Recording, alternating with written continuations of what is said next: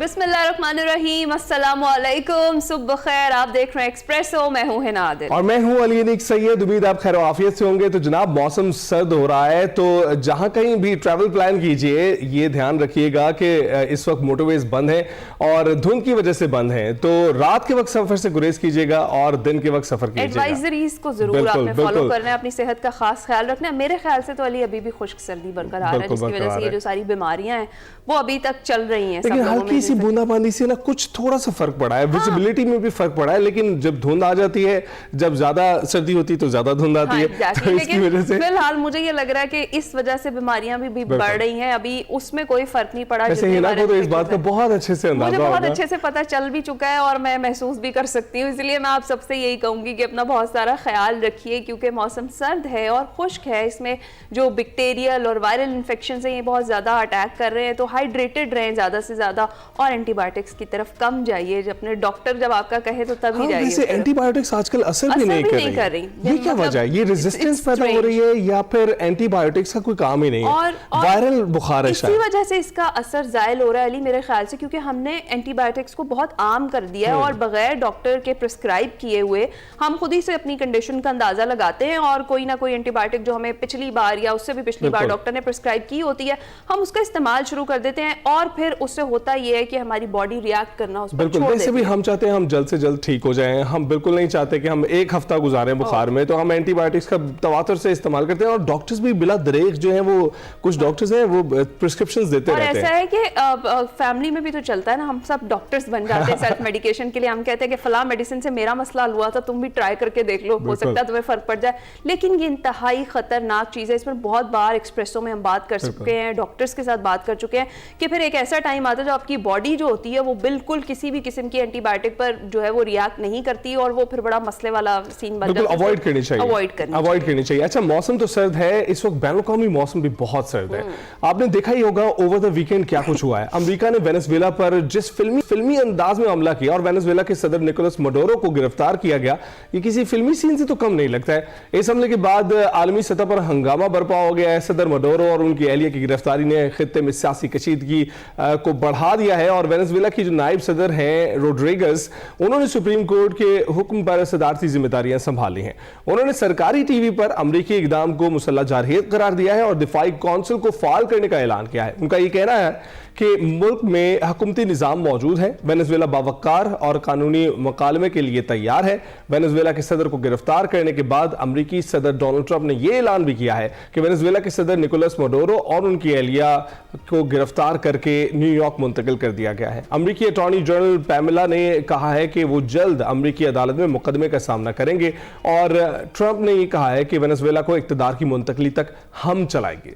और उधर वेनेजुएला के सदर निकोलस की पुरानी वीडियो वायरल हो गई है और वीडियो में मडोरो ने डोनाल्ड ट्रंप को गिरफ्तार करने का चैलेंज दिया। अमेरिकी फौजी कार्रवाई के बाद ट्रंप ने भी जवाब में वीडियो सोशल मीडिया पर शेयर कर दी। उन्होंने तो दावा किया था, अमेरिका ने करके दिखा दिया। दूसरी जानिब अमेरिकी सदर जो हैं वो डोनाल्ड ट्रंप ने वेनेजुएला की नायब सदर को भी एक धमकी अब दे दी है और ये कहा है कि अगर रोड्रिगेज ने दुरुस्त फैसला ना किया तो उन्हें भारी कीमत चुकाना पड़ेगी।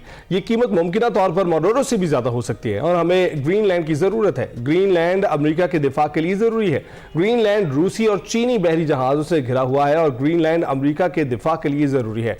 उधर वेनेजुएला के गिरफ्तार सदर को आज न्यूयॉर्क की अदालत में पेश किया जाएगा। मंशियात और दहशतगर्दी के इल्जामात के तहत मुकदमा चलेगा।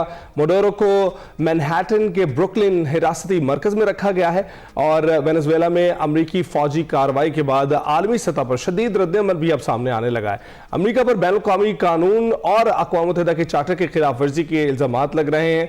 हत्ता कि मेयर न्यूयॉर्क ज़ोहरान ममदानी जो हैं, उन्होंने भी सदर ट्रंप को टेलीफोन करके इक़दाम पर अपनी मुखालफत से आगाह किया है। ट्रंप को बताया वो रजीम चेंज के मुखालिफ हैं। वेनेजुएला के खिलाफ अमेरिकी फौजी कार्रवाई पर सलामती काउंसिल का हंगामी इजलास आज होगा। जी हाँ, और इसी सारी सूरत हाल पर हम बात करेंगे। हम कर चुके हैं ब्रिगेडियर रिटायर्ड वक़ार हसन खान साहब, दिफाई तज्ज़ियाकार हैं। अस्सलाम वालेकुम ब्रिगेडियर साहब, गुड मॉर्निंग, कैसे हैं आप?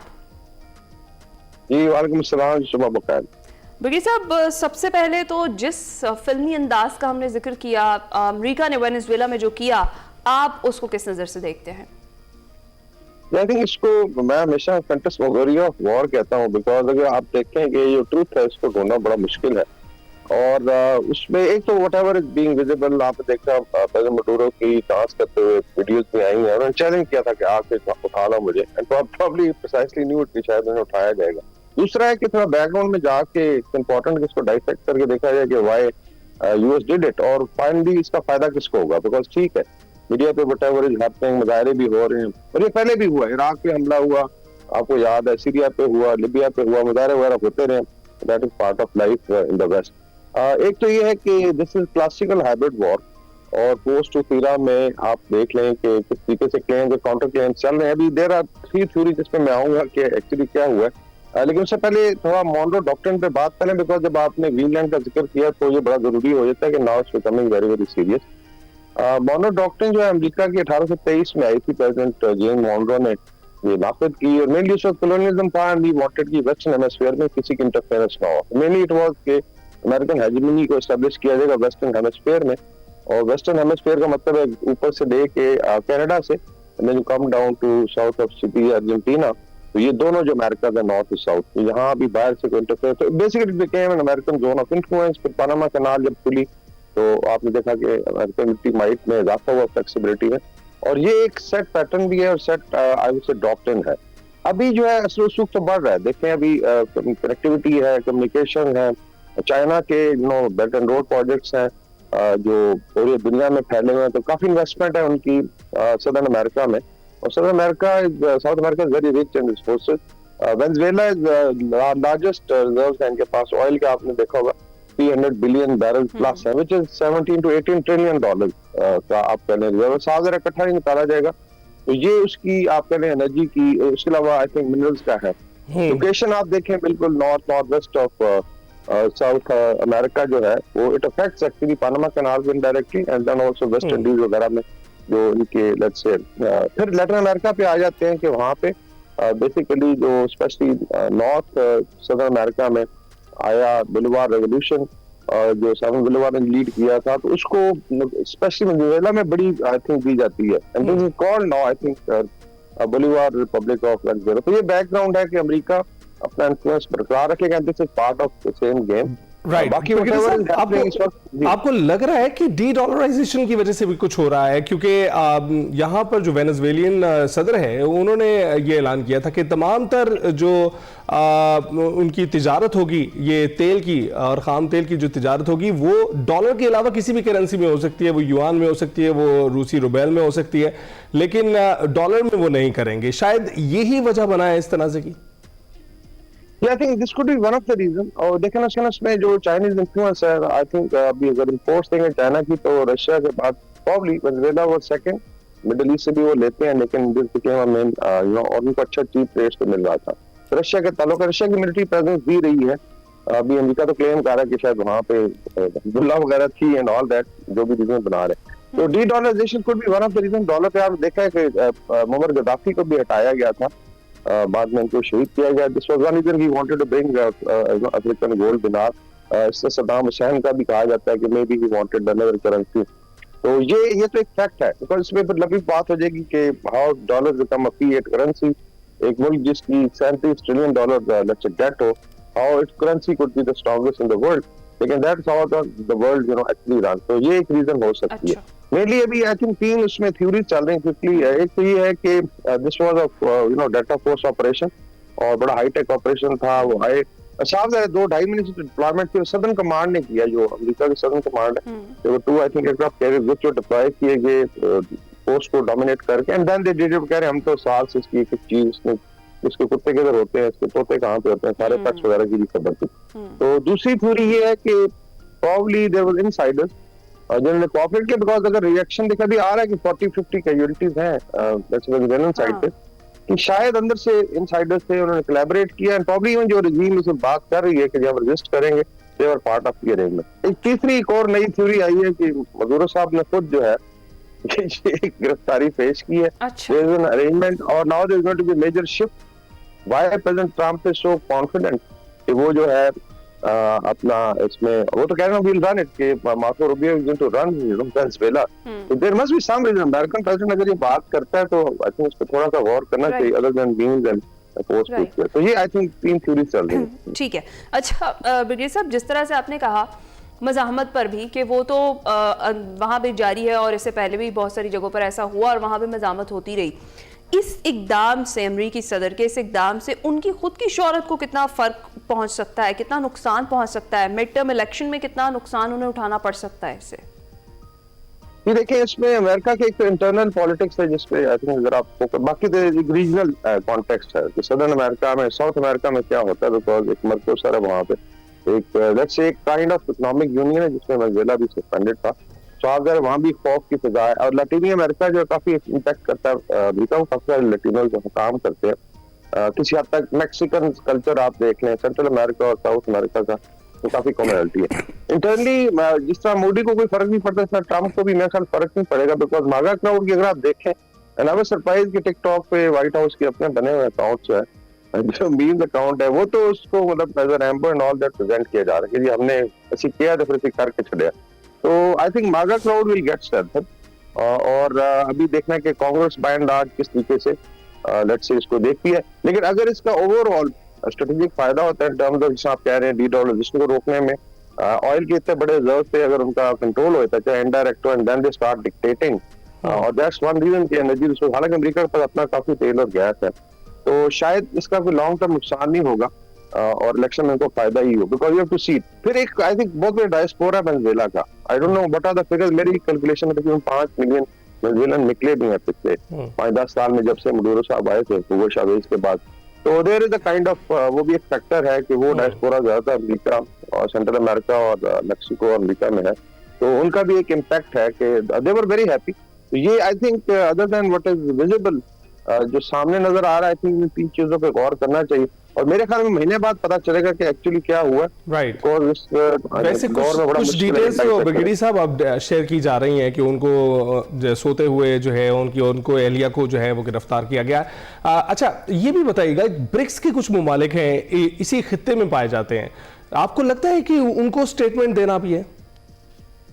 वही मैं कह रहा हूँ कि पहला तो मर्कोसर का बनता है, जो बेसिकली साउथ अमेरिका की एक इकोनॉमिक ऑर्गेनाइजेशन है, तो ब्राजील भी है, जिनका मतलब बड़े बड़े जो जॉइंट्स हैं, एंड वेनेजुएला वाज सस्पेंडेड। एक तो वहां से मुझे कोई बड़ा रिएक्शन नजर आया, because that was the regional offence, तो बोलना है। हाँ, ये जरूर है कि इंसादी तो लाइक कोलंबिया के प्रेसिडेंट को भी धमकी दी गई, तुमने नारकोटिक्स की फैक्ट्रियां लगाई हैं, तो वहां से क्यूबा से रिएक्शन आ रहा है, because these appear to be next 2 targets Latin America में। बाकी ब्रिक्स में देखिए, Brazil is part of South America, और वहाँ का सबसे बड़ा, बल्कि साउथ अमेरिका की सुपर स्टेट कहलाता है, तो वहां से भी आई थिंक ब्रिक्स ने कुछ तरह का स्टांस, डिस्पाइट के रशिया और चाइना की तरफ से इंडिविजुअल स्टेटमेंट्स आए, कंडेमनेशन तक है, तो इसका मतलब है कि जो जोन ऑफ इन्फ्लुएंस अमेरिका का, उसको शायद एक्नॉलेज कर लिया जाएगा, and that is to Monroe doctrine में दे डोंट वांट, और प्रॉब्ली ट्रम्प ने इशारा किया कि तेल की जो सप्लाई है चाइना को भी जारी रहेगी, but ultimately they are going to control it. तो मेरे ख्याल में जो है एक्चुअली नाउ वेस्ट में ये भी कहा जा रहा है कि where is China, you know, और दे आर प्लॉटिंग, ऑब्वियसली आप ठीक है ताइवान के प्रेसिडेंट को उठा ले, और रशिया को कहा जा रहा है कि ठीक है आप जेलेंस्की को उठा ले, तो this is I think very very difficult phantasmagoria of war है, इसको एंजॉय भी करें, इसके बैकग्राउंड में देखना बड़ा जरूरी है कि व्हाट इज हैपनिंग। तो मेरे ख्याल में इन तीनों सिनेरियोज में 1 महीने बाद पता चलेगा, if US gets strategic benefit, तो probably it's a huge setback to rest of the powers. Right, बहुत शुक्रिया। ब्रिगेडियर रिटायर्ड वकार हसन खान साहब मौजूद थे, और जिस तरीके से अमेरिका ने वेनेजुएला में किया है जो कुछ भी, उस पर हम बात कर रहे थे। इस हवाले से जितनी थ्योरीज बन रही हैं उस पर भी ब्रिगेडियर साहब ने बड़ी खुल के रोशनी डाली है। देखते हैं कि अभी तो सदर ट्रंप ने ऐलान कर दिया है कि इंतजामात चलाए जाएंगे अमेरिका की जानिब से वेनेजुएला के, आगे चलकर देखते हैं 1 महीने के अंदर या और आज सदर मडूरो को और उनकी एहलिया को न्यूयॉर्क की अदालत में पेश भी किया जाएगा। तो आज का मौसम जनाब लग रहा है खुशगवार, क्योंकि दर्जा हरारत रहेगा 10 डिग्री बरकरार, और आज के पाकिस्तान का आज़ाद डिजिटल नेटवर्क ऑनिक है। अभी हम जाएंगे ब्रेक पर, आप कहीं मत जाइएगा। Welcome back to Expresso. नाज़रीन, खला को तस्खीर करने का मिशन, आखिर पाकिस्तानी कैसे पीछे रह सकते थे? जी हाँ नाज़रीन, पाकिस्तानी खलाबाजों ने चांद पर चहलकदमी, खला में चहलकदमी की तैयारी कर ली, और बहुत जल्द चीन के ताउन से प्रोग्राम अमली शक्ल इख्तियार करेगा। Pakistan space and upper atmosphere mission Sparco के मुताबिक 2026 में पाकिस्तान का पहला खलाबाज चीन के खलाई स्टेशन पर भेजा जाएगा, और खलाई तहकीक में तारीखी पेशरफ्त के तौर पर पाकिस्तान 2026 2026 में चांद पर पहुंचने का हदफ रखता है।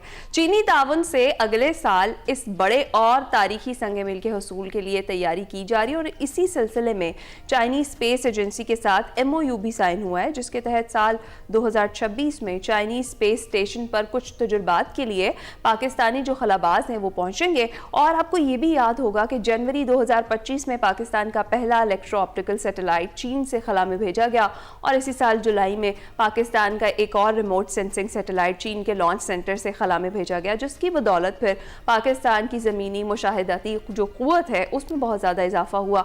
और रवां साल पाकिस्तान ने चांद पर कदम जमाने के लिए जो रोवर प्रोग्राम है उसका भी आगाज़ किया है।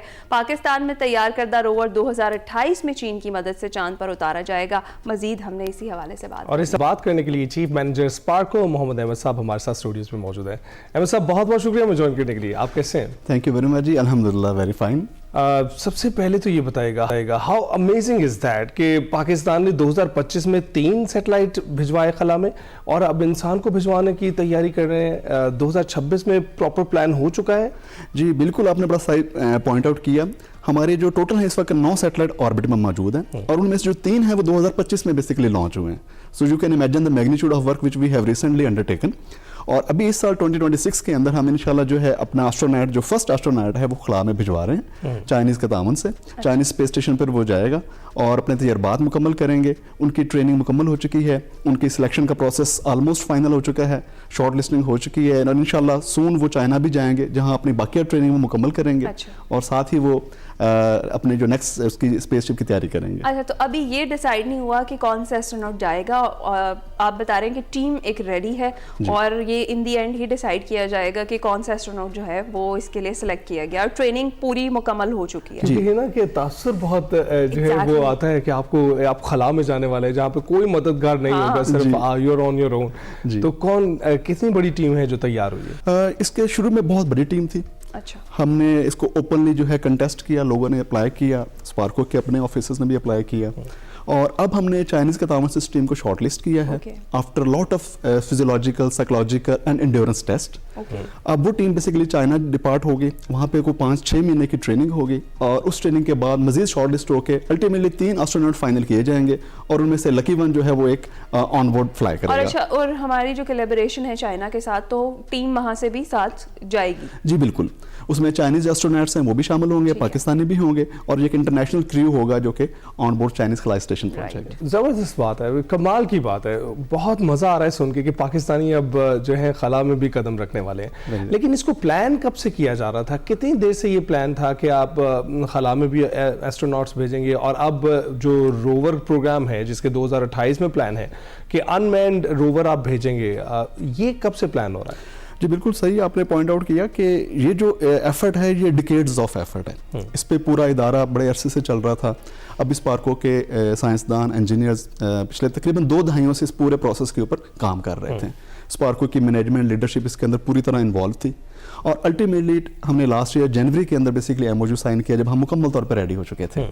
सो नाउ अभी बेसिकली हम जो अपना एस्ट्रोनॉट है वो 2026 में इंशाल्लाह भेजेंगे और जो हमारी रोवर जाएगी बेसिकली और वो मून पे लैंड करेगी, वो भी चाइनीज के तामन से होएगी और वो 2028 के अंदर होगा। ये हमारा अनमैन्ड बेसिकली मिशन होगा और सबसेक्वेंटली हम प्लान करना चाहेंगे इंशाल्लाह सैंपल रिटर्न रोवर के साथ एंड इवेंचुअली मैन्ड रोवर के साथ। अच्छा, ये इसके हवाले से बताएगा, रोवर 2028 जिस तरह से हमारा मिशन जाएगा, इसकी सारी तैयारी ऑलरेडी हो चुकी है? इसकी मजीद क्या डिटेल्स हैं? क्या इसका भी सारा काम जो है वो पाकिस्तान में ही होगा? कोलैबोरेशन डेफिनेटली हमारे साथ होगी चाइना की इसमें? जी बिल्कुल, इसका जो सारा काम है वो इंडिजिनसली हम स्पार्को और पाकिस्तान के अंदर मुकम्मल कर रहे हैं। कुछ टेस्टिंग होगी जो चाइना के साथ भी होगी, चाइना के कोलैबोरेशन के साथ। इसका मैं आपको बताता चलूँ कि इसका जो प्रॉपर डिज़ाइन है वो मुकम्मल हो चुका हुआ है। हमने इसके कुछ टेस्ट मॉडल्स है वो भी मुकम्मल कर लिए हैं। ये बहुत बड़ी डेवलपमेंट थी बेसिकली और अब हम इसका फाइनल मॉडल बनाने जा रहे हैं जो इस साल इंशाल्लाह मुकम्मल हो जाएगा और अगले साल वो टेस्ट की जो है ना फेज में वो आ जाएगा। आपने बताया कि 9 सैटेलाइट्स हैं तकरीबन हमारे खला में और मुख्तलिफ ये जो है काम सर अंजाम देते हैं, मुख्तलिफ तरीक़ेकार के, मुख्तलिफ लेंसेज के। तो अब जब हम नए मिशंस भिजवा रहे हैं उनके मकासद क्या हैं? एग्जैक्टली असल में हमने जो अभी 9 सैटेलाइट भेजे उसमें कुछ हमारे ऑप्टिकल सैटेलाइट्स हैं, अर्थ में observation satellites and communication satellites हैं। अब हम अपनी जो मुशाहदाती कुव्वत है उसको मजीद इन्हांस करने के लिए मजीद सैटेलाइट्स के अंदर ऐड कर रहे हैं और आपने सुना होगा कि कॉन्स्टलेशन का कॉन्सेप्ट होता है। कॉन्स्टलेशन ऑफ सैटेलाइट्स हैं जो मिल के बेसिकली हमारी मुशाहदती क़ुव्वत इतनी स्ट्रॉन्ग कर देते हैं कि हमारा रिविजिट टाइम बहुत अच्छा हो जाता है, हमारा एनालिसिस के जो रिजल्ट्स हैं बहुत ज़्यादा एक्यूरेट हो जाते हैं। So we will be continuously improving it basically. बिल्कुल। एक सवाल है ना आपकी इजाज़त से, ये जो ऑपरेशन बुनियानुल मरसूस था उसमें जो ये कॉन्स्टलेशन ऑफ सैटेलाइट्स का किरदार था जिसकी वजह से हमने पूरी दुनिया को सरप्राइज़ किया है और ख़ासकर हमारे हमसाया मुल्क को सरप्राइज़ किया है, आपको लगता है उसने भी इन मिशंस में जो है तेज़ी लाई है, इसकी वजह से भी जो है मिशंस तेज़ हो गए? जी बिल्कुल, आपने सही कहा। हमारे जो मिशंस हैं उन्होंने इस पर्टिकुलर मार्का के अंदर भी बहुत ज़्यादा इंपॉर्टेंट रोल प्ले किया और इसकी अहमियत को मज़ीद उजागर करने के लिए हमने अपने मिशन के अंदर तेज़ी लाए हैं ताकि हमारी जो मुशाहदाती क़ुव्वत है वो इतनी अच्छी हो जाए कि हमें किसी और पे रिलाय करने की कम से कम ज़रूरत पड़े। राइट। अच्छा, जिस तरह के ये मिशंस हैं डेफिनेटली इनका बहुत ज़्यादा बजट होता है, तो स्पार्को की जो फंडिंग है या जो बजट है वो इतना होता है कि इन मिशंस को सपोर्ट किया जा सके, उसके लिए क्या किया जा रहा है ये भी जरा? जी, ये बजट बड़ा इंपॉर्टेंट है। एक्चुअली हम अपनी जो सारी तवज्जो है वो इंडिजिनस डेवलपमेंट पे कर रहे हैं और लो कॉस्ट मिशंस की तरफ तवज्जो कर रहे हैं और ये हमारे इंजीनियर्स और साइंटिस्ट की कामयाबी है कि उन्होंने कम बजट्स के अंदर रहते हुए इतने बड़े बड़े मिशंस जो हैं तकमील तक पहुँचाए हैं और हम अपनी कुछ टेक्नोलॉजीज खुद डेवलप कर रहे हैं जो अदरवाइज हम आउटसोर्स करें या एक्वायर करें तो उसमें बहुत ज़्यादा बजट चाहिए।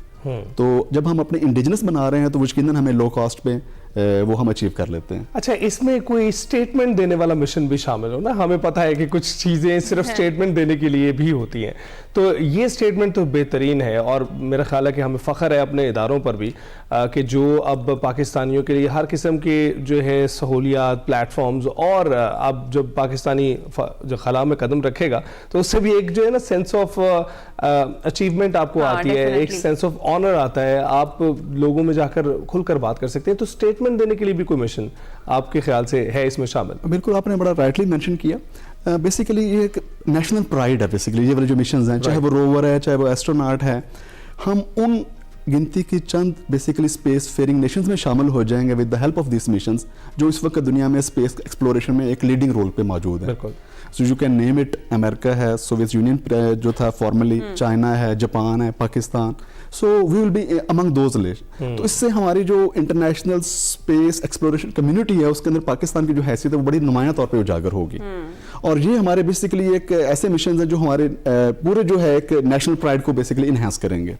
ज़बरदस्त। बहुत शुक्रिया मोहम्मद अहमद साहब हमारे साथ मौजूद मैनेजर स्पार्को हैं। जिस तरीके से पाकिस्तान ने खला में जाने की तैयारी कर ली और तैयारी बिल्कुल मुकम्मल हो चुकी है और इसके बाद फिर चांद पर कदम रखने की भी तैयारी हमने कर ली है, तो पाकिस्तान को तो जनाब कोई दुनिया की ताकत नहीं है जो रोक सके आगे बढ़ने से। और जिस तरीके से हमारे एस्ट्रोनॉट तैयार हैं और जो उनका जज्बा है इस वक्त वो भी ज़बरदस्त है और हम यही दुआ करेंगे इसी तरीके से पाकिस्तान आगे बढ़ता रहे और जो कहते हैं ना स्काई इज द लिमिट, उसको छूने की हिम्मत होनी चाहिए। बहादुर है और दिल करता है कि सलूट करें उनको, क्योंकि जब खुद पर बात आती है कि आपको भेजा जाएगा खला में तो दिल डरने लगता है। एग्जैक्टली ऐसा ही है। अभी हम ब्रेक पे जाएंगे। बैक क्रिकेट की बात किए बगैर प्रोग्राम अधूरा रहता है, तो जनाब बात कर ही लेते हैं। और आपको पता है कि अभी क्रिकेट की दुनिया में क्या कुछ हो रहा है। फास्ट बॉलर मुस्तफिजुर रहमान को आईपीएल से रिलीज करने पर बांग्लादेश ने टी20 वर्ल्ड कप के मैचेस भारत में ना खेलने का बाज़ाब्ता ऐलान कर दिया है और बांग्लादेश क्रिकेट बोर्ड आईसीसी के सामने मामला उठाएगा। बांग्लादेशी मुशीर खेल ने टीम को वर्ल्ड कप के लिए भारत ना भेजने की तस्दीक भी कर दी है और क्रिकेटर मुस्तफिजुर रहमान जो है उनको आईपीएल से क्यों रिलीज किया गया ये सवाल किया जाएगा उस पर।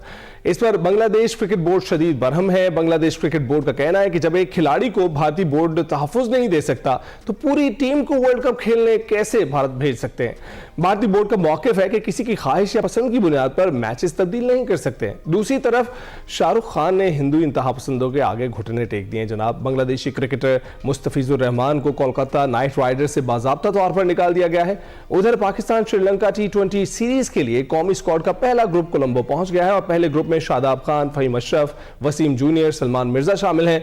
Head coach Mike Hesson, bowling coach Ashley, fielding coach और दीगर स्टाफ भी कोलंबो पहुंच गया है और कौमी स्क्वाड के दीगर खिलाड़ी और अमला आज दोपहर को कोलंबो के लिए रवाना हो। और इसी पर हम करेंगे बात। हमें ज्वाइन कर चुके हैं सलीम खालिक साहब, स्पोर्ट्स तज्ज़ियाकार हैं। अस्सलाम वालेकुम सलीम खालिक साहब, सुबह खैर, कैसे हैं? वालेकुम अस्सलाम, मैं बिल्कुल ठीक। आप लोग कैसे हैं? अल्हम्दुलिल्लाह। सलीम खालिद साहब, मशवरा आप यहाँ देते हैं और उस पर अमल दरामद कर लिया जाता है, क्या कहेंगे ये जो फैसला किया गया है बांग्लादेश की जानिब से जो टी20 वर्ल्ड कप के मैचेस उन्होंने भारत में ना खेलने का जो बाज़ाब्ता ऐलान कर दिया उस पर? देखिए, मैं ये बिल्कुल नहीं कहूँगा कि मेरे मशवरे पे अमल हुआ है। मैं तो पाकिस्तान एक ट्वीट की थी। लेकिन ये लॉजिकल बात यही थी, होना यही चाहिए था जो उन्होंने किया है कि एक बंदा, जब एक मुल्क आपको इज्जत नहीं दे रहा और एक प्लेयर उनसे बर्दाश्त नहीं है, मुस्तफिजुर रहमान आईपीएल के लिए, तो जो पूरी टीम इनकी 15 रुकनी जाएगी, ऑफिशियल्स अलग होंगे और उनको वर्ल्ड कप का मैचेस खेलने होंगे, तो उनको कैसे सिक्योरिटी दे सकते हैं? जब एक प्लेयर के लिए इतना प्रेशर पड़ा इंडियन क्रिकेट बोर्ड को कि उनके सेक्रेटरी साइकिया को मीडिया पे आके ऐलान करना पड़ा कि जी हम मुस्तफिजुर रहमान को रिलीज करने के लिए हमने कह दिया है कोलकाता नाइट राइडर्स से, तो बस यही बात थी। तो बांग्लादेश वालों ने भी यही जाहिर रियलाइज किया होगा। एक चीज होती है कि आप डर के बैठ जाओ कि नहीं इंडिया से क्या करें, लेकिन जो नए बांग्लादेश की क़यादत है, जो नौजवान क़यादत है, वो तगड़े लोग हैं। वो पुराने किस्से कहानियां सुन के ऐसा नहीं हो रहा कि बिल्कुल वो बिल्कुल इंडिया इंडिया करें, तो इनकी एक स्टांस अलग है। तो उन्होंने बिल्कुल एक सही सॉलिड स्टांस लिया कि जी हमारी टीम नहीं जाएगी, सिक्योरिटी खदशात है, आईसीसी इसको हमारे वर्ल्ड कप के मैचेस वहां से हटाए, जो लॉजिकल बात है। ऐसा ही पाकिस्तान ने भी किया था कि इंडिया में होता था तो उन्होंने पाकिस्तान ने अपना हाइब्रिड मॉडल लेकर आए। अब बांग्लादेश भी कह रहा है, लेकिन अब वक्त की बहुत कमी है। 5 फरवरी, आज जनवरी हो गई, 7 फरवरी को पहला मैच है इनका वेस्ट इंडीज से कोलकाता में। एक महीने में किस तरह आईसीसी इसको रीशेड्यूल करता है, जबकि आईसीसी के जो हेड है जेश है वो भी इंडियन है, जाहिर है इन लोगों की हर्ट हुई होगी। तो ये बड़े इंटरेस्टिंग चीजें होंगी, आगे देखते हैं होता है। सलीम साहब, आपको नहीं लगता कि शाहरुख खान साहब को थोड़ा स्टैंड लेना चाहिए था? वो एक टीम के मालिक हैं, मेंटोर हैं, क्रिकेट को जो है तरवीज देने वाले शख्स हैं, और उसके साथ साथ एक हमसाया मुल्क से आप क्रिकेटर को जो है वो पहले हायर करते हैं फिर फायर कर देते हैं। आपको नहीं लगता इस पर स्टैंड लेना चाहिए था? देखिए, इसमें शाहरुख खान क्या कर सकते थे, क्योंकि इंडियन क्रिकेट बोर्ड की ने कहा है ना कि इनको निकालो मुस्तफीज से। शाहरुख ने थोड़ी निकाला। प्रेशर तो बहुत पड़ रहा था कि जो इनकी जो पॉलिटिकल रिलीजियस पार्टीज हैं इंडिया की, वो कि हम मैचों में ऐसा कर देंगे, हम वैसा कर देंगे। शाहरुख खान को कह रहे थे कि गद्दार है और ये, लेकिन उसके बावजूद कोलकाता नाइट राइडर ने खुद से नहीं निकाला इनको। तो इंडियन बोर्ड ने इनको बिल्कुल इंस्ट्रक्शन जारी की, मीडिया पे आकर जो उनके साइकिया है, सेक्रेटरी जिनका नाम है, उन्होंने आके बोला कि जी हमने इनको लेटर भेज दिया है कोलकाता नाइट राइडर को, आप मुस्तफिजुर रहीम को टीम से निकालें। उसके बाद कोलकाता ने निकाला। और बाकी आपको पता है कि ये इंडिया में क्या हालात है, मुसलमान किस तरह होता है। सलीम खान साहब, आईसीसी भी तो अब इंडियन क्रिकेट काउंसिल ही बन चुका है किसी एक लिहाज से, हम ये कह सकते हैं। आपने खुद भी जिक्र किया जयशाह जब से उन्होंने सरबराही संभाली है, तो आगे क्या होता हुआ क्या देख रहे हैं फिर आप? इस सिचुएशन का सोल्यूशन क्या निकलेगा? देखिए, सोल्यूशन लॉजिकली यही है कि देखें सारा इंफ्रास्ट्रक्चर मौजूद है, वर्ल्ड कप की तैयारी हो रही है, ग्राउंड्स तैयार हैं, जाहिर है कि ब्रॉडकास्टिंग के लिए टीमें में भी वहां जाने को तैयार है, सब इंतजामात हैं। बस अब थोड़ा सा चैलेंज ये है कि बांग्लादेश के मैचेस भी वहां उनको करने होंगे। अगर करना चाहे तो कर सकते हैं, कोई ऐसा नहीं है कि खास तौर पे श्रीलंका में इनको बिल्कुल इंतजामात करने होंगे। सब इंफ्रास्ट्रक्चर इनका बन चुका है, सब कुछ सेट, करना चाहे तो कर सकते हैं, बाकी अब इनकी मर्जी है। शाहरुख की मैं बात बता रहा था आपको, उनके बेटे के साथ क्या हुआ था आपको याद है? मंशियात केस में उसको पकड़ा, कितना जलील किया था, किस तरह उनकी ऑडियो भी आई थी, शाहरुख की माफिया मांग रहे थे। तो इतना बड़ा सेलिब्रिटी दुनिया में जिसका नाम है, उसका ये हाल है इंडिया में, तो आम मुसलमान किस तरह जिंदगी गुजार बिल्कुल रहे ऐसा ही होंगे। है। तो सलीम साहब, इसके साथ साथ अगर ये देखें कि पहले पाकिस्तान, फिर बांग्लादेश, और अब अगर कोई और टीम भी कह देती कि हमने जाकर क्रिकेट नहीं खेलने इंडिया में, तो अभी तो वर्ल्ड कप की बातें हैं, फिर आईपीएल की क्या सूरत हाल होगी जिसमें आप दिखा रहे हैं पूरी दुनिया को कि हम किसी भी शख्स को जो है, किसी भी क्रिकेटर को ऐसे जो है डिस्ग्रेस कर सकते हैं? देखिए, इंडिया जो है ये बिल्कुल एक क्या कहूं मैं इसको, बदमाशी लफ्ज मुझे यूज करना पड़ और ये कि भाई हमारे साथ रहो, नहीं तो फिर हम तुम्हें क्रिकेट नहीं खेलने देंगे। ऐसा होना नहीं चाहिए। माजी में भी ताल्लुकात खराब रहे, कई ममालिक के आपस में वो खेलते रहे, लेकिन इन लोगों ने बिल्कुल ही अलग पाकिस्तान के साथ शुरू किया। लेकिन इनकी आदत है कि पीछे से छेड़ देते हैं, यूं किसी के यूं हाथ रख के भाग गए, इस तरह के शरारती होते हैं ना। लेकिन पाकिस्तान ने इनको गले से पकड़ के 4 मुक्के मार के नीचे गिरा दिया। उसके बाद पाकिस्तान का तो सोच नहीं रहे। मोहसिन नकवी साहब से भी अभी जो है ना सवाल हुआ था कि वो ट्रॉफी कहां पर है। बिल्कुल, देखे ना, कोई और कर नहीं सकता था जो पाकिस्तान ने किया, मोहसिन नकवी ने इनके साथ किया, बिल्कुल ठीक किया। अब बांग्लादेश को भी इससे हिम्मत मिली, बांग्लादेश ने भी कहा यार हमें भी स्टैंड लेना चाहिए, कौमी वकार और से बढ़कर तो कोई चीज होती नहीं है। तो बांग्लादेश ने सलीम भाई साहब, वैसे क्रेडिट मोहसिन नकवी साहब को तो जाता है, जिस तरीके से उन्होंने इन रिटर्न लिया है ना कि अगर आप नहीं आएंगे तो फिर हम भी नहीं आएंगे। उसके बाद ही फिर इस तरह का रास्ता आगे लोगों के लिए भी खुला है कि भाई इस तरीके से किया जा सकता है। आपका बहुत शुक्रिया सलीम भाई साहब, हमारे साथ मौजूद थे। क्रिकेट पर हम बात कर रहे थे, अभी हम ब्रेक पर जाएंगे। प्रोग्राम के दूसरे हिस्से में खुशामदीद। इस घंटे में भी आपके साथ शेयर करने के लिए, डिस्कस करने के लिए, मुलाकात करवाने के लिए बहुत कुछ है, लेकिन टॉप ऑफ द आवर जरा सियासत की बात कर लेते हैं। तहरीक इंसाफ और हुकूमत के दरमियान अब बज़ाहिर यूं लग रहा है कि जो मुज़ाकरात शुरू होने से पहले ही ख़त्म हो गए हैं। 23 दिसंबर 2025 को वज़ीर-ए-आज़म शहबाज शरीफ ने ऑपोजिशन को मुज़ाकरात की दावत दी थी। उन्होंने क्या कहा था, जरा पहले वो सुनते हैं। मैंने असेंबली में डायलॉग की उनको दावत दी, उससे पहले भी दावत दी, उसके बाद भी दावत दी। अगर वो उसके ऊपर तैयार हो तो गवर्नमेंट ऑफ पाकिस्तान बिल्कुल तैयार है। पाकिस्तान में तरक्की और खुशहाली के लिए तमाम पॉलिटिकल पार्टीज़ में हामनी होनी चाहिए, लेकिन इसकी आड़ में गैर कानूनी और ब्लैक मेलिंग वो नहीं हो सकती। जो जायज़ मामलात हैं उसकी रोशनी में डायलॉग आगे बढ़ सकता है, जिसके लिए मैंने दावत दी और अब भी मैं उसको रिट्वीट कर रहा हूँ। अच्छा, इस बयान के जवाब में ऑपोजिशन इत्तेहाद ने इसको मुस्बत करार दिया, मगर ताहाल कोई पेशरफ नहीं हो सकी है। बैरिस्टर गौहर की बात करें तो वो ये कहते हैं कि वो जो है इस वक्त बातचीत करते हैं, रिहाई की भीख मांगते हैं। तो इस पर मुलाकात के हवाले से उन्होंने बात की, भीख मांगने की नौबत आ चुकी है। सलमान अकरम राजा ने उसकी तरदीद की, उन्होंने कहा स्लिप ऑफ टंग था, वो ये बात नहीं करना चाह रहे होंगे।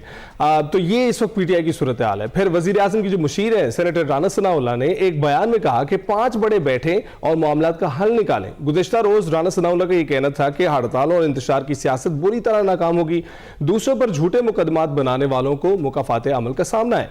पीटीआई समेत कोई भी जमात तशद्दुद और रियासत मुखालिफ तहरीक में कामयाब नहीं हो सकती। दुश्मनी की बुनियाद पे या जाती अनाद या सियासी बुनियाद के ऊपर जो है वो किसी को जो है वो थप्पड़ भी मारा गया हो, लेकिन जो मुआशरे के नासूर हैं उनके लिए जो है वो हमारे पास, इस हुकूमत के पास जो है वो कोई रायत और कोई गुंजाइश नहीं है। कोई मंसूबा बता दें, आप अपने हलके में बता दें, आप फैसलाबाद में बता दें, पाकिस्तान की चलो बात दूर की बात है, लेकिन है पाकिस्तान में भी कोई नहीं। ये थी ओवरऑल सिचुएशन। इस पर हम करेंगे। हमें ज्वाइन कर चुके हैं आमिर लियास राना साहब, सीनियर तज्जियाकार हैं। अस्सलाम वालेकुम आमिर साहब, सुबह खैर। कैसा मौसम है शहर इक़्तिदार? वालेकुम अस्सलाम। शहर इक़्तिदार ठीक है, कुछ हल्की फुल्की बारिश हुई है एक आधा दिन पहले, तो उससे कुछ मतला अबरालूद होने से बेहतर हो गया है। अच्छा, सियासी मतले की अगर बात करें उस पर भी जरा रोशनी डाल दें। ये जिस तरीके से सिचुएशन बनी है, लग तो यही रहा था कि मुज़ाकरात की तरफ मामला जाएंगे, लेकिन वो शुरू होने से पहले ही खत्म हो गए। नहीं, मुज़ाकरात की बातचीत तो हमेशा ही चलती रहती है, और जाहिर है कि पीटीआई को ये है कि एक तरफ हमने स्ट्रीट एजिटेशन करनी है, हमने वो करनी है, पहिया जाम हड़ताल करनी है, और लीडर का एक मैसेज है, और एक ही उसी लीडर का मैसेज तहरीक तहफ़्फ़ुज़ आईन पाकिस्तान के महमूद खान अचकज़ई और अल्लामा नासिर अब्बास को है कि बातचीत करने का मैंडेट आप लोगों के पास है। तो उसके लिए तो पहली इब्तिदा हुई है कि अब अपोजिशन लीडर बनने का चांस बन रहा है महमूद खान अचकज़ई का। तो जब वो हो जाता है तो फिर बात आगे निकलेगी। लेकिन जाहिर है कि जो आपने प्राइम मिनिस्टर की गुफ्तगू सुनाई, जो आपने बैरिस्टर गौहर की बात कही, राना सनाउल्लाह की, उसमें पेश की शराइत की गुफ्तगू नहीं है कि बैठ जाएं, आएं और फिर हम बात करेंगे। बहरहाल अभी गवर्नमेंट ने अपनी कमेटी तश्कील नहीं दी, जाहिर है वो भी तभी देंगे ना कि ये मान रहे होंगे कि हाँ ये लोग हों पसे पर्दा गुफ्तगू में, तो फिर हम आके बैठ जाएंगे। ये नहीं है कि गवर्नमेंट कमेटी बना दे और ये इनकार कर दे, राइट। क्योंकि पीटीआई के अंदर खुद 2 राय मौजूद हैं, बड़ी खुल्लम खुल्ला। अलीमा खान साहिबा और जो सलमान अकरम राजा हैं, ये एजुटेशन की बात करते हैं। बैरिस्टर गौहर, असद कैसर, आमिर डोगर और जो पार्लिमानी क़यादत है बाकी, वो सारे बातचीत के रास्ते की तलाश में हैं। तो ये चीजें रुकावट बन रही हैं दोनों तरफ। राइट। तो आमिर साहब, ये अभी ख्वाजा एक ताज़ा तरीन बयान सामने आया है जिसमें उनका ये कहना है कि वो समझना चाहते हैं महमूद अचकज़ई से कि गारंटी कैसे ले रहे हैं वो बानी पीटीआई की, क्योंकि वो कहते हैं कि उनके साथ जो है महमूद खान अचकज़ई के साथ उनका जो ताल्लुक है वो 3 दहाइयों पर मुश्तमिल है, वो बहुत रिस्पेक्ट भी करते हैं, लेकिन इसके बावजूद वो ये सवाल करना चाह रहे हैं कि एक ऐसे शख्स का जिसका ट्रैक रिकॉर्ड यू टर्न का है, उस पर एतमाद किस तरह से किया जा रहा है? देखिए, मैंने बिल्कुल देखा है और बिल्कुल दुरुस्त बात कही है ख्वाजा आसिफ ने। इन सब की दोस्तियां मौजूद हैं और सियासी मुखालफतें भी होती हैं, लेकिन सियासी रवादारी आप नहीं कह सकते कि कहीं पे भी। अभी ख्वाजा साद रफीक और सलमान रफीक की बेटियों की शादी थी, वहाँ जावेद हाशमी आए हुए थे। वो क्या क्या इमरान खान के हक में नहीं बोलते और PMLN के खिलाफ नहीं बोलते, लेकिन पूरी PMLN ने उनको एक बुजुर्ग के तौर पर इज्जत दी। रवादारी का मुजाहरा किया। सियासत में ये चीज पीटीआई की तरफ से खत्म हुई कि अपने मुखालफिन के साथ कुट्टी और दुश्मनी पर चले जाओ, गुफ्तगू ना करो, तानो तशनी करो। तो ये जब तक वापस नहीं आएगी पीटीआई की क़यादत के अंदर कि भाई गुफ्तगू करनी है, तो उस दौरान थोड़ा सा तहम्मुल भी रख रहा है।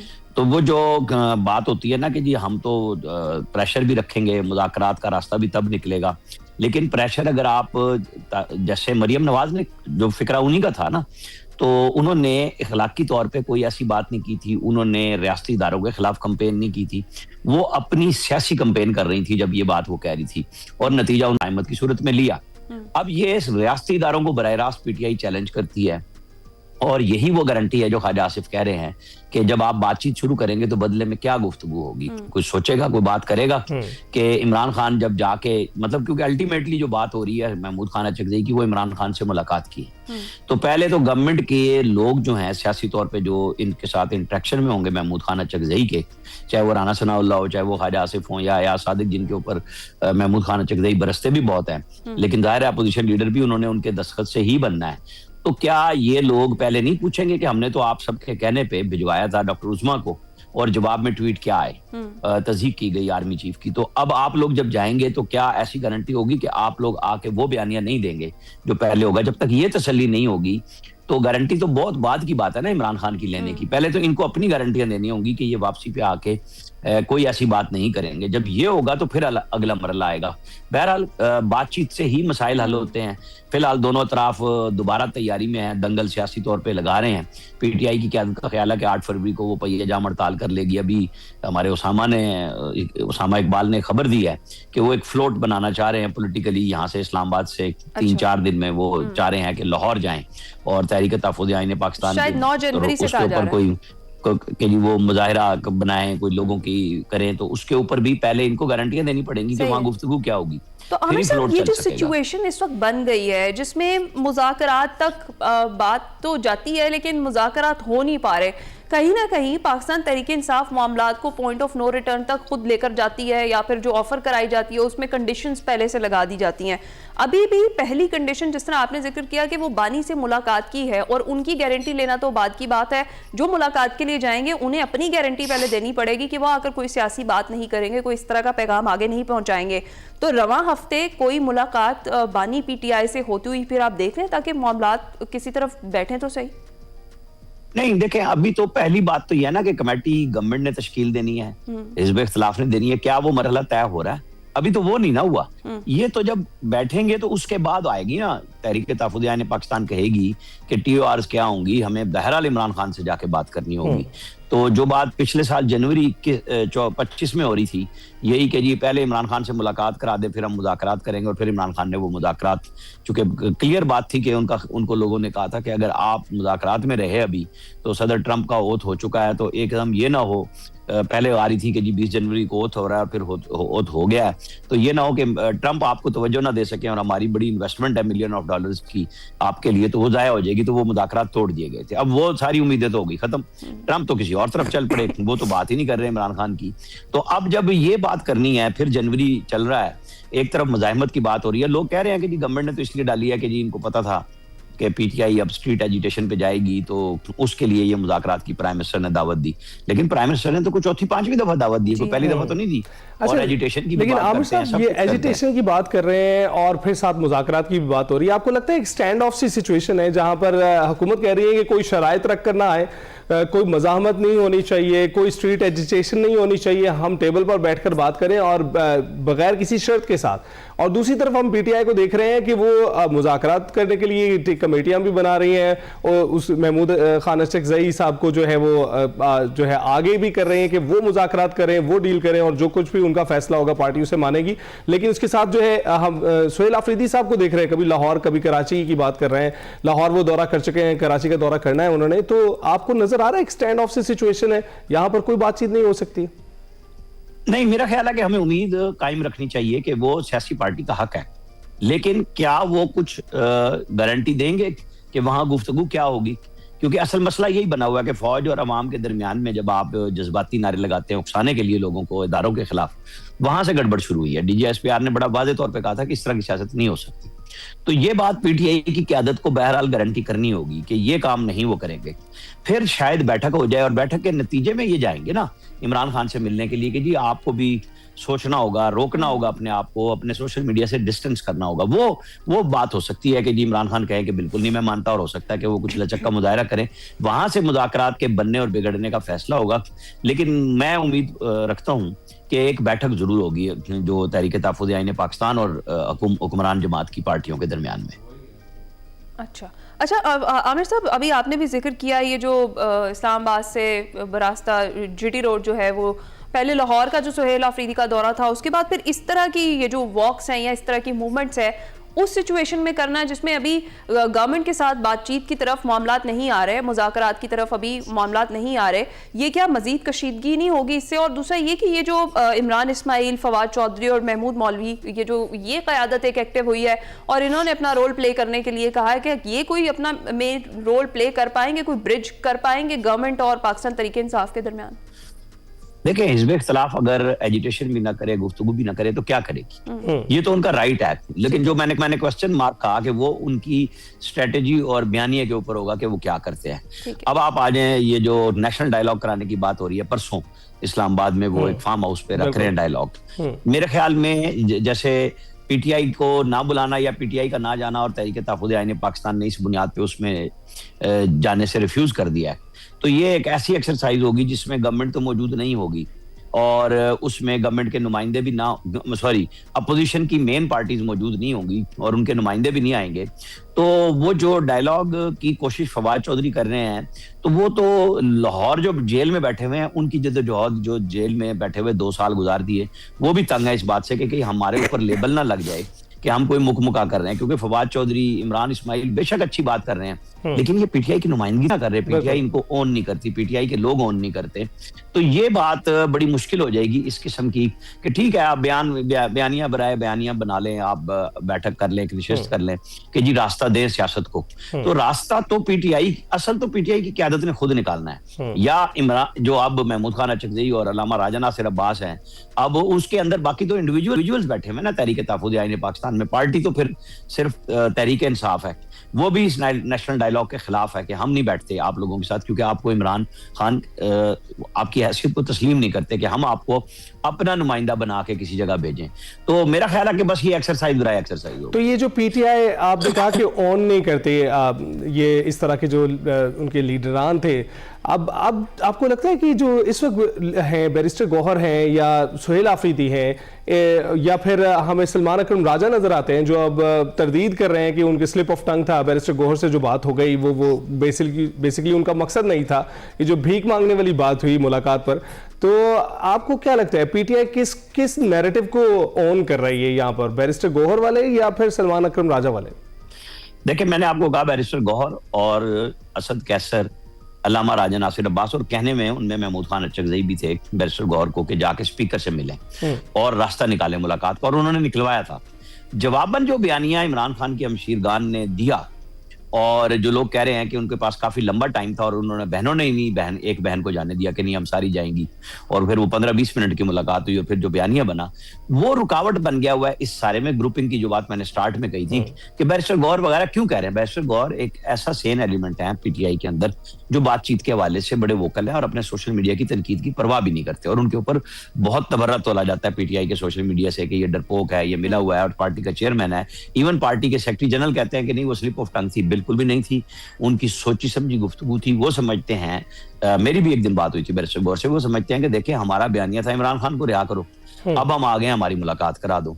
तो ये कमजोरी हमारी पार्टी ने खुद दिखाई है इस किस्म की गुफ्तगू करके कि हम कुछ बयानिए के बारे में गारंटी करते हैं कि बाहर आके आप इमरान खान से बात करें, उनका बयान पैगाम लाएं, अपनी पार्टी के लीडरों को दें, लेकिन जो सोशल मीडिया पे जिस तरीके से उसे पब्लिक किया जाता है उसने सारी फिजा खराब कर दी। और बैरिस्टर गौहर इस पे बड़े रंजीदा है कि हमारी सिंसियर कोशिशों को भी हमारे सोशल मीडिया एक्टिविस्टों ने और पार्टी के अंदर जो उन्होंने फिर जाके वहां पे खुद अडयाला जेल के बाहर ये बात की ना कि हम भीख मांगते हैं, वो अपने लीडर के लिए दर्द दिल रखते हैं। वो समझते हैं कि हमें प्रेशराइज करने की बजाय बातचीत से मसले का हल निकालना चाहिए, लिहाजा वाज़ेह ग्रुपिंग तो मौजूद है। बिल्कुल ठीक है, बहुत शुक्रिया। आमिर लियास साहब हमारे साथ मौजूद थे, मौजूदा सियासी सूरत हाल पर कर रहे थे। अभी ब्रेक पे जाएंगे।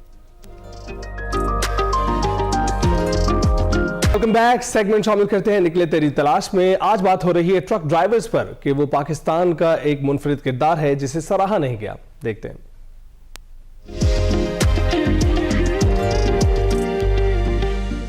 अस्सलाम वालेकुम नाज़रीन, मैं वकार अहमद और आप देख रहे हैं निकले तेरी तलाश में। हमारे कुछ ऐसे अनसंग हीरोज़ हैं जिनको मैंने पूरी ज़िंदगी देखा और उनकी शायद तारीफ उस तरह नहीं हुई, उनकी पजीराई उस तरह नहीं हुई जितनी होनी चाहिए थी। उनमें से एक ट्रक ड्राइवर है। मेरी अपनी ज़ाती ज़िंदगी में कितनी दफ़ा ये एक मोहसिन की सूरत सामने आए। हम कराक्रम हाईवे पे बहुत सारी जगहों पे फंसे हुए थे किसी, और मैं नहीं, मतलब बहुत सारी दुनिया जो है इस बात की गवाह है कि ये किस तरह तन्हाई में ऐसे लंबे सफ़र जो होते हैं उनमें ये किस तरह मददगार साबित होते हैं, फैमिलीज़ के लिए भी, हम सब के लिए। और उसके बाद शायद हम उनका जिक्र इसलिए नहीं करते क्योंकि उस वक्त हम परेशानी में होते हैं, तो उस वक्त ये हमें फरिश्ता की शक्ल में नज़र आते हैं। जब हम उस परेशानी से निकल चुके होते हैं तो उसके बाद शायद हम उस तरह की अहमियत नहीं देते। मुस्तनसर हुसैन तार साहब हैं, पूरी ज़िंदगी सफ़र में गुजरी। जितने भी मुसाफिर लोग होते हैं वो जानते हैं कि ट्रक ड्राइवर्स जो हैं वो क्या क्या ज़बरदस्त किरदार है। तार साहब बहुत शुक्रिया आपने ज्वाइन किया। ट्रक ड्राइवर्स और पाकिस्तान के जो ट्रक ड्राइवर्स हैं, मैं इसलिए बिलखुसूस इसलिए कहता हूँ कि बहुत सारे फॉरनर्स जो हैं, बहुत सारे गैर मुल्की सयाह, उनको अगर देखा जाए वो जो पाकिस्तान की तारीफ़ें करते हैं, कभी हम इस बात पे एनालिसिस करें, इस बात पे रिसर्च करें तो इसमें ट्रक ड्राइवर्स का बहुत बड़ा किरदार है। जो वो कहते हैं पाकिस्तान बहुत पॉजिटिव और बहुत ही खूबसूरत मुल्क है, इसमें ट्रक ड्राइवर्स का बड़ा कमाल आता है। हिच हाइकिंग में जिस तरह ये गैर मुल्की सयाहों की मेज़बानी करते हैं, मुख्तलिफ जगहों से पॉइंट ए से पॉइंट बी तक लेके जाते हैं, बड़ी बड़ी कमाल इनकी कंट्रीब्यूशन है इस हवाले से, लेकिन इनका जिक्र नहीं होता। ट्रक ड्राइवर्स के हवाले से अपना ज़रा कुछ तजुर्बा बयान कीजिए। मैं समझता हूँ जी कि मैंने खुद तो कभी ट्रक नहीं चलाया, सही, लेकिन ट्रक के ड्राइवरों से बहुत वास्ता पड़ा यूरोप में भी। वहाँ भी मुझे याद है जो पहली लिफ्ट मुझे मैनचेस्टर में दी थी वो एक वो जो ट्रेलर ड्राइवर होता है ट्रक का, उसने दी थी। और बहुत सारी लिफ्टें ऐसी थी। और वो जो इंटरेक्शन था यहाँ भी जिनके साथ हुआ कि ओवरऑल देखा जाए तो ये बहुत मेहरबान और मददगार लोग होते, दे आर गुड पीपल। और मदद के लिए पहुंचना वो समझते हैं कि इस part of their life, mind you कि ट्रक उनका घर है, दे लिव इन दैट, इसीलिए वो उसको सजाते हैं, उसको छन छन करता आ रहा है। और बाहर के लोग तो हैरान हो जाते हैं क्योंकि उन्होंने अब आके ट्रक आर्ट जो है डिस्कवर किया। और अब बाहर के मुल्कों में जाए, बल्कि मेरे ख्याल ऑस्ट्रेलिया में कोई नुमाइश हुई थी, वहाँ एक सादा ट्रक उन्होंने खड़ा कर दिया पाकिस्तान की पवेलियन में और यहाँ से ले गए 2-3। अब उन्होंने सबसे ज़्यादा रश वहाँ था क्योंकि वो लोग देख रहे थे कि विद इन 4 or 5 days एक प्लेन ट्रक जो है वो एक अजीब, मतलब आर्ट, उसका नाम ही अब ट्रक आर्ट है, it is part of art. जिस तरह पॉप आर्ट है, जिस तरह मॉडर्न आर्ट है, इस तरह ट्रक आर्ट भी एक है। तो ट्रक ड्राइवर जो है वो हमेशा मेहरबान और मददगार होता है। और आप कहीं भी देखें, कहीं मसलन शाहराह कराक्रम पे हुई है, अपना रास्ता बंद हो गया तो इधर से कोई ट्रक ड्राइवर है वो फैमिली सारी उठा लेगा विदाउट चार्ज। जी ऐसे बिल्कुल ऐसे। और कहीं भी आपको प्रॉब्लम है, आप खड़े हुए हैं, आप कारें नहीं रुकेंगी आपके लिए, बाकी बड़ी बड़ी लैंड क्रूजर नहीं रुकेंगी, ट्रक ड्राइवर रुक जाएगा। चुनाचे आई फील कि उसको इतनी अहमियत नहीं दी गई ह्यूमैनिटी में। मैंने अर्ज किया ना कि as a human you have to be good to be a truck driver.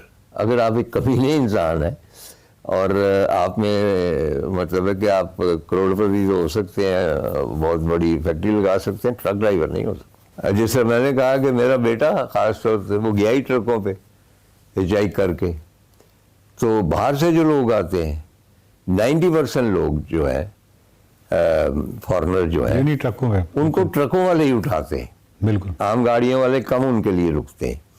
और फिर बाद में जो इमेज बनता पाकिस्तान का, क्योंकि वो न सिर्फ उसे साथ लेके जाते हैं, उनसे बातें भी करते हैं और उनको खाना भी खिलाते हैं। और खिलाते कहाँ हैं? उन्हीं ट्रक होटल्स। चुनाचे वो बाद में जो कुछ पाकिस्तान के बारे में ये जो पॉश इंपोर्टेड होते हैं ना व्लॉगर, उनसे कोई पाकिस्तान की प्रोजेक्शन नहीं होती। वो सब जानते हैं कि they are paid content, truck driver हैं। जिनकी वजह से पाकिस्तान की नेकनामी होती है और इसकी मेहमान नवाजी और इसकी फराख दिली और मेहमानदारी जो है इसका शोरा होता। बहुत बहुत शुक्रिया अतार साहब। नाज़रीन, अभी पिछले साल की बात है कि हम बाईसाइकिल पे थे, मैं और एक मेरा दोस्त था, और हम गोलर फार्म, उससे पहले हमें शाम हो रही थी, हम बहुत बुरी तरह फंस गया। खान बहादुर साहब एक अभी भी मेरे साथ खैर राब्ते में, बहुत ही कमाल एक ट्रक ड्राइवर, उन्होंने हमारे पास ट्रक रोका, उनके पास कुछ जगह नहीं थी, बहुत लंबे बड़े बड़े पाइप्स थे उसके अंदर। खैर उन्होंने हमें एडजस्ट किया और जिस तरह उन्होंने हमें वहाँ से निकाला और आगे हमें जो जगलोट का बाज़ार है वहाँ पे उन्होंने हमें ड्रॉप किया, क्योंकि वहाँ पे बाईसाइकिल दुरुस्त हो सकती थी, ठीक हो सकती थी। फिर हमने उनके साथ चाय वगैरह पी। क्या खूबसूरत किरदार था। ट्रक ड्राइवर जो है ये एक ऐसा खूबसूरत किरदार है जिसमें अगर आप अपने बहुत सारे जो पाकिस्तान में सयाह हैं जो मुख्तलिफ़ जगहों पे सियाहत करते हैं, मेरा ख्याल है कि वो सिर्फ अगर सोशल मीडिया पे या मुख्तलिफ़ जगहों पे अपने तजुर्बात बयान करना शुरू कर दें, एक बहुत बड़ी किताब बनती है कि कब किस वक्त किस जगह पे ट्रक ड्राइवर ने उनकी मदद की। तो एक ऐसा खूबसूरत किरदार है, लेकिन इस किरदार के हवाले से हम कम बोलते हैं, हमें ज़्यादा बोलना चाहिए। इसलिए ज़्यादा बोलना चाहिए क्योंकि फॉरेनर्स जितने भी यहाँ पे आते हैं वो जो एक इमेज बना के जाते हैं पाकिस्तान का खूबसूरत इमेज, उसमें जो फोटोग्राफर्स हैं इन तमाम की खिदमात अपनी जगह पे हैं, लेकिन और आम आबादी की, लेकिन ट्रक ड्राइवर्स का उसमें बहुत अहम और बड़ा किरदार है। जब भी ट्रक ड्राइवर्स को देखें या स्पेशली ट्रक्स को देखें तो उनका जिस तरह एक लोडेड ट्रक आ रहा होता है तो उसकी एक रिस्पेक्ट होती है कि वो पूरा लोडेड ट्रक है, उसके लिए ब्रेक लगाना मुश्किल होता है। और हाईवेज पे बहुत सारी जगहों पे जब वो ब्रेक लगाते हैं तो उनके लिए यह ज़्यादा रिस्की होता है। बहुत सारी जगहों पे आपको उनका एहतराम करना चाहिए और उनसे जब भी कभी किसी ऐसा मौका आपको मिले किसी ट्रक होटल में या किसी भी जगह पे, आप उनसे गुफ्तगू कीजिए। आप देखिए कि उनका हिस्से मिजाज इतनी कमाल है और उनकी अपनी लैंग्वेज है, उनकी अपनी तरकीबात है, उनके अपने मुहावरे हैं और आपको उसमें इतनी क्रिएटिविटी, इतनी तख्लीकियत नजर आएगी, आप हैरान हो जाएंगे कि उन्होंने पूरी ज़िंदगी गुजारी है। जिस शख्स ने पूरी ज़िंदगी हाईवेज पे गुजारी है उससे ज़्यादा तजुर्बा ज़िंदगी में उसने किसने और ज़्यादा खर्च किया होगा। सो इनसे मिलिए और इनसे गुफ्तगू किया कीजिए। देखते रहिए निकले तेरी तलाश में। वेलकम बैक टू एक्सप्रेसो जी। अब शामिल करेंगे अपना सेगमेंट किचन कॉर्नर और देखते हैं कि शेफ सिमरन नसीम आज हमें क्या बनाना सिखा रही हैं। अस्सलाम वालेकुम नाजरीन, मैं हूं सिमरन, आपकी अपनी शेफ, और आज मैं लेके आई हूं आपके लिए एक और रेसिपी जिसका नाम है बॉक्स पेटीज। आप लोगों ने नाम सुना हुआ होगा क्योंकि ये बहुत ही ज़्यादा फेमस और क्विक रेसिपी है। अगर दावत हो, हाई टी हो, रमज़ान में ये रेसिपी बहुत चलती है। तो अगर रमज़ान में आप लोग बहुत परेशान रहते हैं कि यार आज क्या बनाना है, कल क्या बनाना है, तो बॉक्स पेटीज बहुत ईजी टू गो रेसिपी है जो आप झटपट बना सकते हैं। इंग्रेडिएंट्स हमारे बॉक्स पेटीज के ब्रेड है, एग्स है, मायोनीज है, नमक है, धनिया है, कुटी हुई लाल मिर्च है, काली मिर्च है, ब्रेड क्रम्स है और बॉइल्ड चिकन है। हम सबसे पहले शुरू करेंगे बॉक्स पेटीज की फिलिंग से। बॉक्स पेटीज की फिलिंग में चिकन का पेस्ट बनता है और चिकन का पेस्ट शुरू करने से पहले मैं आपको बताती चलूँ कि चिकन फ्राई करने के लिए मैं अपना डालडा कॉर्न ऑयल यूज़ कर रही हूँ, क्योंकि अगर आपको हेल्दी लाइफस्टाइल को स्विच करना है तो आप डालडा कॉर्न ऑयल इस्तेमाल करें, क्योंकि डालडा लाया है 100% प्योर ऑयल जिसमें 4 टाइम्स कोलेस्ट्रॉल रिड्यूसिंग एजेंट्स हैं। तो ये हार्ट की हेल्थ के लिए भी बहुत अच्छा है और बहुत लाइट है। इस ऑयल से आप अपनी हेल्दी लाइफस्टाइल भी चूज़ कर सकते हैं उसी सेम अपने खाने के जायके के साथ।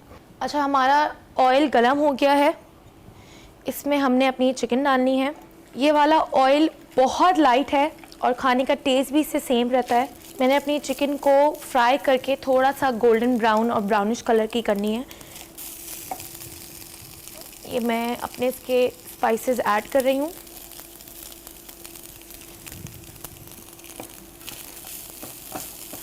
सही है, इसमें अब मैं 1 स्पून कुटी हुई लाल मिर्च डाल रही हूँ और अपना ½ टीस्पून मैंने इसमें नमक ऐड कर दिया। अच्छा, अब हमारी चिकन हो चुकी है। चूल्हा मैंने बंद कर दिया है बिकॉज मेरी चिकन हो गई और मुझे अब चूल्हे पे मिक्सचर बनाने की ज़रूरत नहीं है। अब मैं ऐड करूँगी इसमें अराउंड 3 to 4 टेबल स्पून। मेरे पास 10 to 12 pieces slices of bread हैं, डबल रोटी के स्लाइसेस हैं, उस हिसाब से मैं ये सारे इंग्रेडिएंट्स ऐड ऑन कर रही हूँ। ये हमारे 5 table spoon of mayonnaise add हो चुके हैं। इससे मैंने अपना पूरा पेस्ट बना लेना है। इस पेस्ट को मैं इस बोल में निकाल रही हूँ। ठीक है, ये हमारा अच्छे से इसका पेस्ट मिक्स हो गया है। आपको कोई और वेजिटेबल्स ऐड करने हैं आप वो भी ऐड कर सकते हैं। मैं इसमें शिमला मिर्च ऐड कर रही हूँ। शिमला मिर्च से इसका टेस्ट इन्हांस हो जाता है, तो और शिमला मिर्च बॉक्स पेटीज़ में अच्छी भी लगती हैं। ठीक है, ये हो गया। हमने यूज़ किया है अपना हरा धनिया। अच्छा, हरा धनिया आप ऑप्शनल है। अच्छा, ये हमारा बॉक्स पेटीज़ की फिलिंग, इसका पेस्ट रेडी है। अच्छा, बॉक्स पेटीज़ को फ्राई करने के लिए हम लोग यूज़ कर रहे हैं ब्रेड क्रम्स और एग्स। ब्रेड के साथ आपने ये करना है कि ब्रेड, आप देख सकते हैं ब्रेड हमारे पास ब्रेड के कॉर्नर्स कट हुए हुए हैं, तो ब्रेड के कॉर्नर्स हमने इस्तेमाल नहीं करने हैं। ब्रेड के कॉर्नर्स कट करने के बाद हमने ब्रेड को इस पर रख के इसको रोल करना है इस तरह से। जब ये ब्रेड फ्लैट हो जाएगी तो इसमें फिलिंग भी अच्छी हो जाएगी और ब्रेड आराम से बंद भी हो सकती है। तो हमने अपनी स्लाइसिस को इस तरह से अच्छे से पतला कर दिया बिल्कुल। अच्छा, ये हमारी जो है ब्रेड रेडी हो गई है। इसमें मैं अपनी फिलिंग करना स्टार्ट करूँगी। इसमें मैं अपनी फिलिंग स्टार्ट कर रही हूँ। आप चाहें तो इस फिलिंग के सैंडविचेस भी बना सकते हैं। बिल्कुल लिमिटेड हमें इसको फिलिंग करनी है ताकि ये फ्राई करते हुए हमें तंग ना करे, टूटे नहीं और ये इजीली बंद भी हो जाए। हमें इसके यहाँ पे एजेस पे भी स्पेस देनी है और इतनी स्पेस देनी है कि ब्रेड इजीली क्लोज हो जाए। इस तरह से हम इसको बंद करेंगे। इसके कॉर्नर्स को हमने यहाँ पे प्रेस कर देना है। तो ये हमारा पेटीज़ बंद हो गया। अच्छा, ये हमारे पेटीज़ की फिलिंग हो गई है।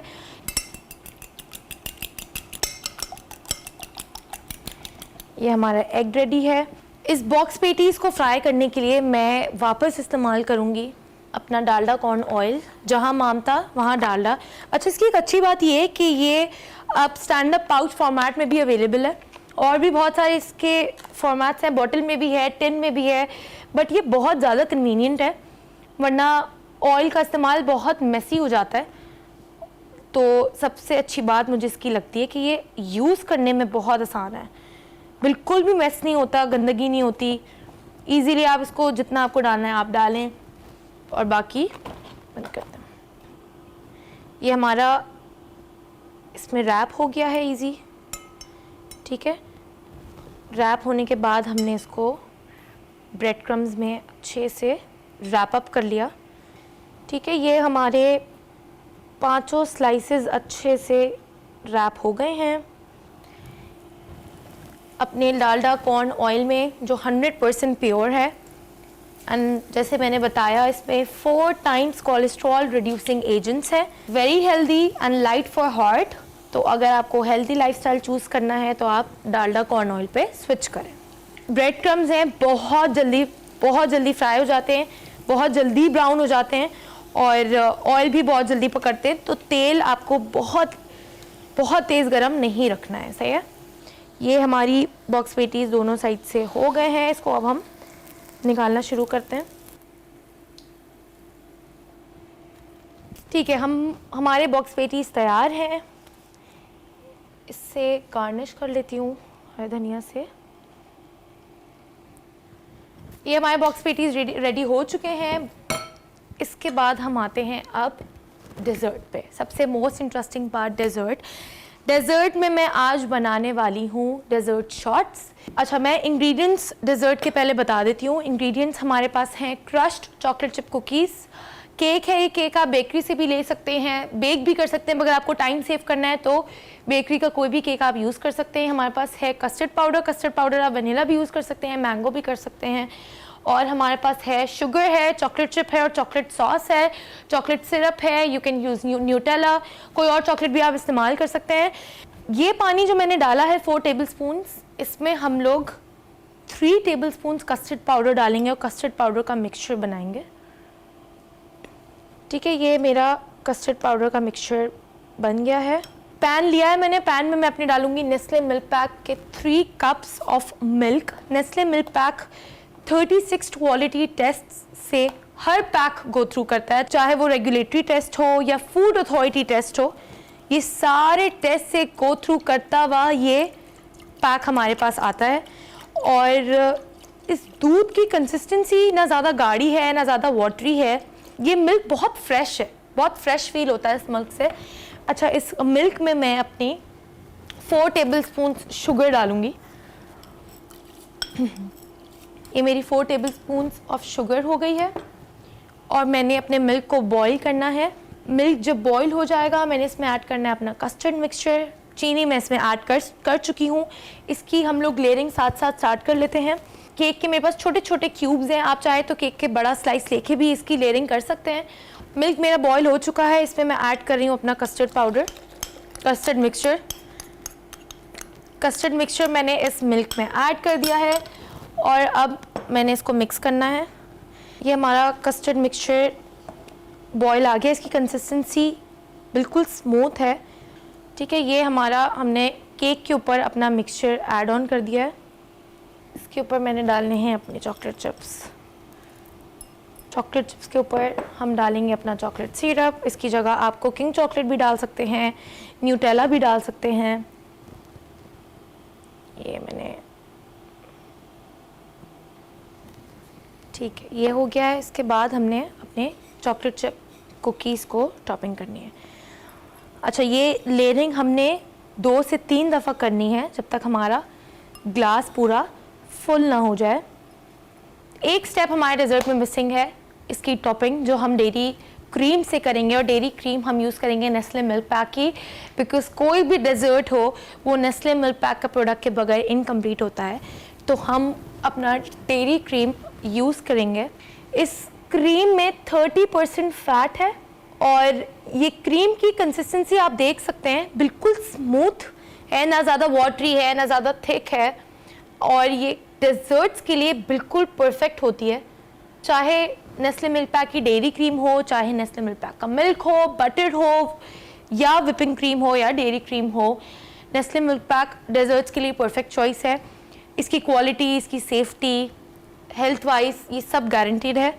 तो ये हमने अपना डेजर्ट कंप्लीट कर लिया नेस्ले मिल्क पैक की डेयरी क्रीम से।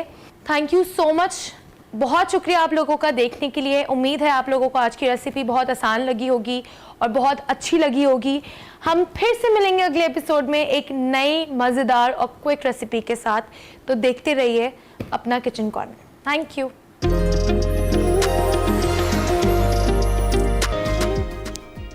वेलकम बैक टू एक्सप्रेसो जी। प्रोग्राम का आखिरी हिस्सा है, इसमें हमने आपके साथ 2 इंपॉर्टेंट चीज़ें हमने कहा वो भी शेयर करते हुए जाएं। हमने बर्थडे विश करनी है जी जुल्फ़िकार अली भुट्टो साहब को। 5 जनवरी 1928 को वो लाड़काना में पैदा हुए और फिर उसके बाद बर्कले यूनिवर्सिटी से सियासियात की उन्होंने तालीम हासिल की।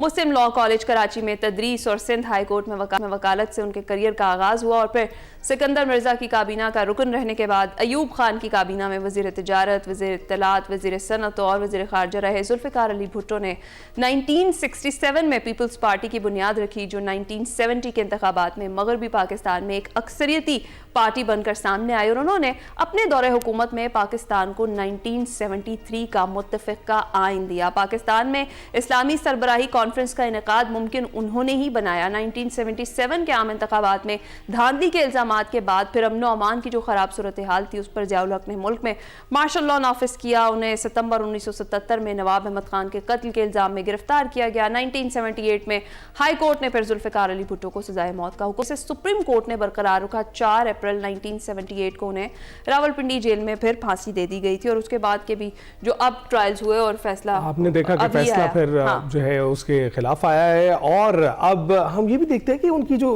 पर्सनैलिटी थी इट वाज वेरी क्रिज्मेटिक। आज भी तकरीरें उनकी सुन के ना खून गरमा जाता है। हम जुल्फ़िकार अली भुट्टो को याद कर रहे थे। इसके साथ साथ एशेज सीरीज जारी है जनाब। ऑस्ट्रेलिया में 5वें टेस्ट के दौरान एक खास वाकया पेश आया जिसके मनाजिर हम आपको दिखाते हैं और आप उससे जज करेंगे कि बहुत ही गर्मजोशी से इस्तकबाल किया गया है एक हीरो का। बोंडाई साहिल पर फायरिंग में लोगों की जानें बचाने वाले हीरो का इस्तकबाल किया गया है। अहमद अल अहमद का SCG स्टेडियम में तालियों से इस्तकबाल किया गया। अहमद अल अहमद के दिलेराना इकदाम को न सिर्फ अवाम बल्कि क्रिकेट शायकीन ने भी सराहा और इस मौके पर स्टैंड में जो मौजूद लोग थे उन्होंने खड़े होकर तालियां बजाई, हीरो की हौसला अफजाई की। और ऐसे ही हौसला अफजाई करनी चाहिए। बिलाशुबा एक ऐसा काम था जिसमें जान भी जा सकती थी और बहुत देर तक ये अस्पताल में भी रहे। लेकिन खास बात इनकी है कि जो इन्हें इनामी रकम भी दी गई इनकी हौसला अफजाई के लिए वो भी इन्होंने चैरिटी में दे दी है। तो ये वाकई एक ऐसे हीरो हैं जिनको सेलिब्रेट करना चाहिए जी। और जिस तरीके से किया गया वो बनता है जनाब। इसके साथ ही हम आपसे चाहेंगे इजाजत, मुलाकात होगी कल। अपना ख्याल रखिएगा, फीडबैक जरूर दीजिएगा। अल्लाह हाफिज। हैं।